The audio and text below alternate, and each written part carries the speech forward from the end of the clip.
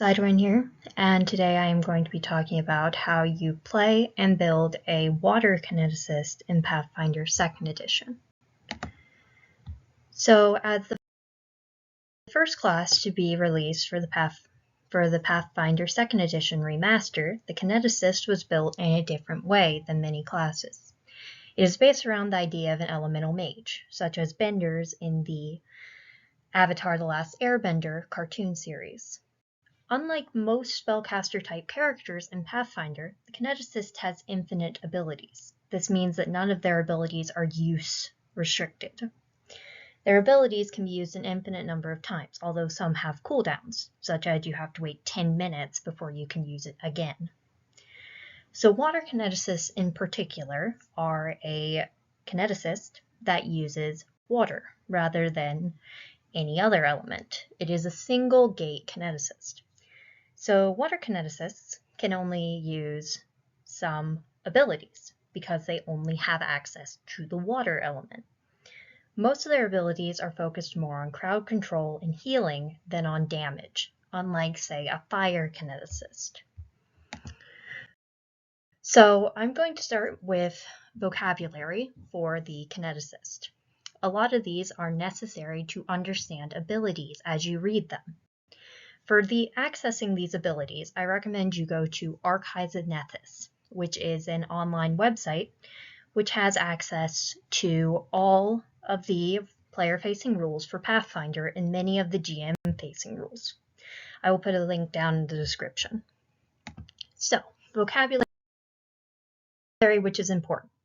To start, to use many of the kineticist's abilities, you have to have your kinetic aura active. The kinetic aura is activated through the channel elements action. It takes one action, and you may also use a one-action elemental blast or a stance impulse while activating it. This channel elements then enables you to use impulses. These require a free hand as well. Most impulses are things like attack or abilities. Many of them take 1 to 2 actions, the vast majority taking 2. There are also some that use free actions, and these are often akin to free action spells. So some other important vocabulary to know for the kineticist is the stance, which you activate with an action. It remains active until you are knocked out, such as if you are reduced to 0 hit points and take the dying state, and you can disable it or change it. However, you have to wait 1 round to be able to change it. Another important trait is infusion. These abilities are activated before you use an impulse, and whatever their trait is attached to that impulse. Many of these are free action or one action, so you can immediately use a 2-action impulse after it. The final trait, which is not common at level 1, is overflow. Whenever you use an impulse with the overflow trait, your kinetic aura is disabled, and you have to reactivate it before using any more abilities. So, some more explanation on impulses. Impulses are always at the same level as the kineticist.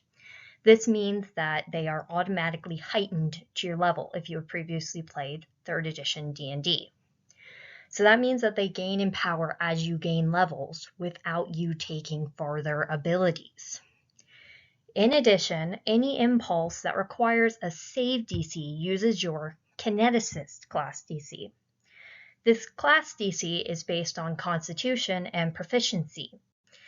So, as a Kineticist, you want your Constitution to be at the highest you can possibly get it, preferably an 18 at level 1.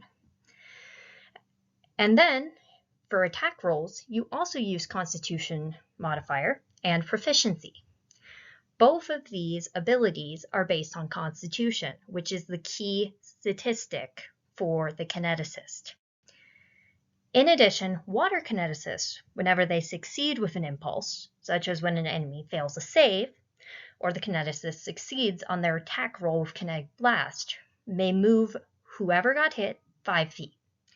You can also do this to willing allies if you cast a buff. In water, this 5 feet increases to 10 feet. On the battle grid, this is equal to 1 square or 2 squares. Okay, so now into the kineticist abilities. The first ability I'm going to talk about is Elemental Blast. This is the base attack for all kineticists. Water kineticist's Kinetic Blast has a range of 30 feet. This is not the greatest range, but it is the normal range. In addition, they can deal 1d8 bludgeoning or cold damage. Cold damage may be used to exploit weaknesses on certain monsters, such as a fire elemental having a weakness to it. This means whenever you hit this attack, your damage has the weakness number added to it.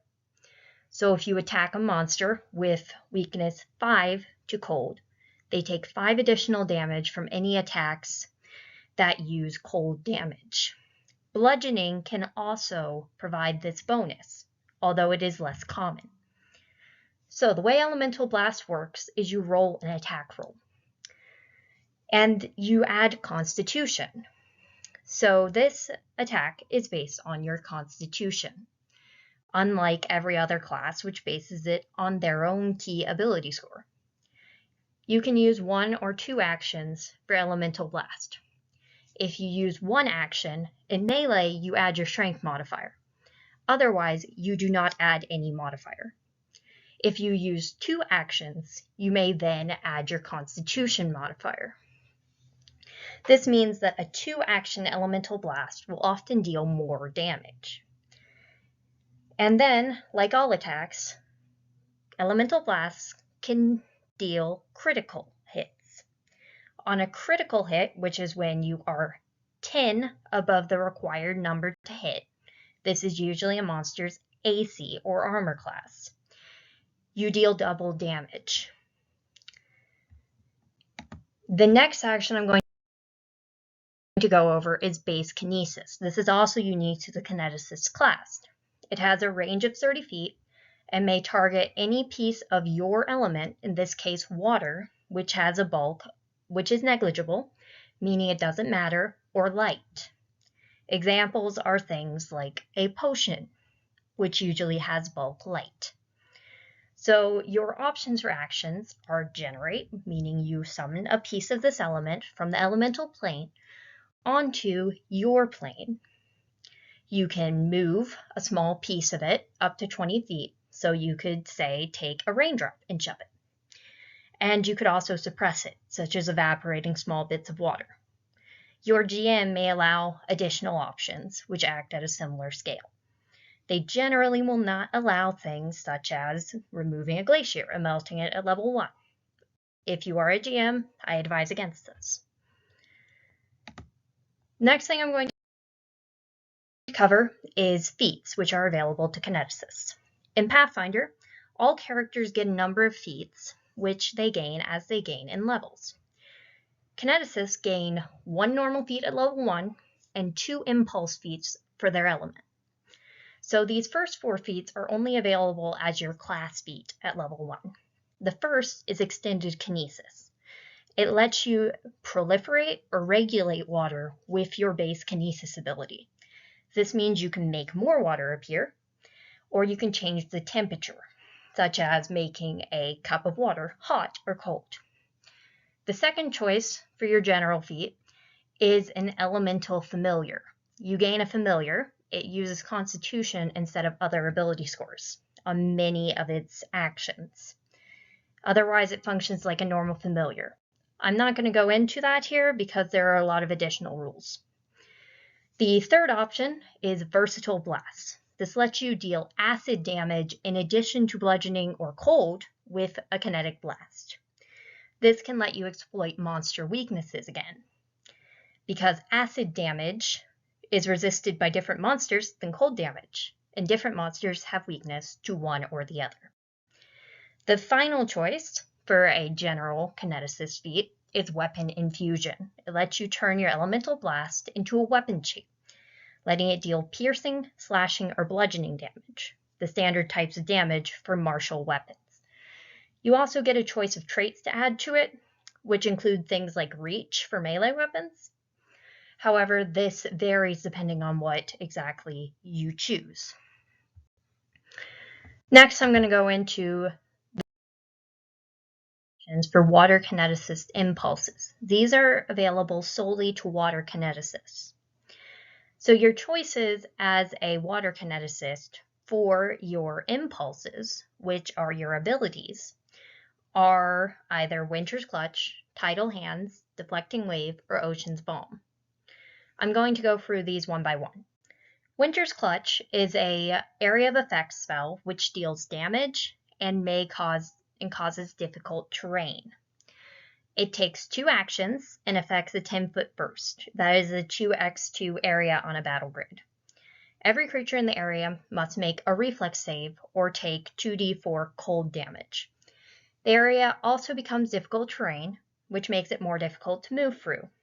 And the difficult terrain lasts until the snow melts or until fire damage is dealt in the squares.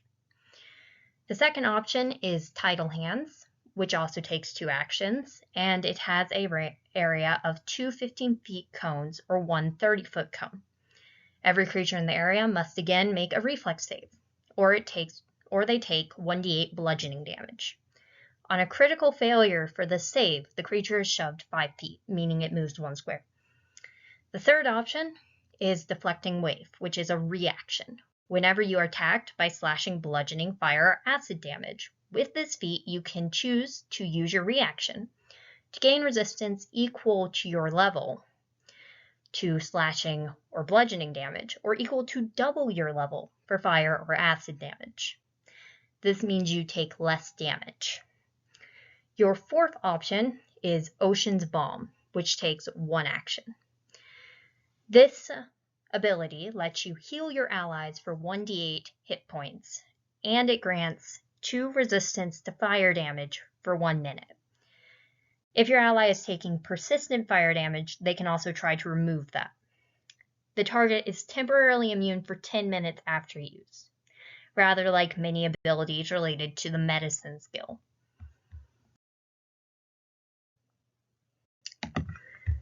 So, the Kineticist has a couple of skill synergies. Nature proficiency is automatically given to the Kineticist. In addition, you can also take medicine. Kineticists are durable because they have high constitution, which is their key attribute. This means that as a Kineticist, you can get in close range and take hits. The second thing Kineticists have is damage. They can deal damage equal to some martial characters, but their range is smaller as a water kineticist. In addition, water kineticists have the special ability to use water impulses, which can do many different things. They have a mix at level 1 of area of effect damage, additional effects from that area of effect damage, such as difficult terrain, a choice for reducing damage in their reaction option, and access to healing, unlike fire kineticists, earth kineticists, air kineticists, and metal kineticists. The only other type of kineticist that has healing is the wood kineticist. So, this means that the water kineticist has a niche in crowd control, area of effect damage with healing, whereas wood focuses more on support in general, healing, and armor. So if anyone has any additional questions, feel free to ask in the comments. And if you have an idea for a future video, also put it down there. That is all.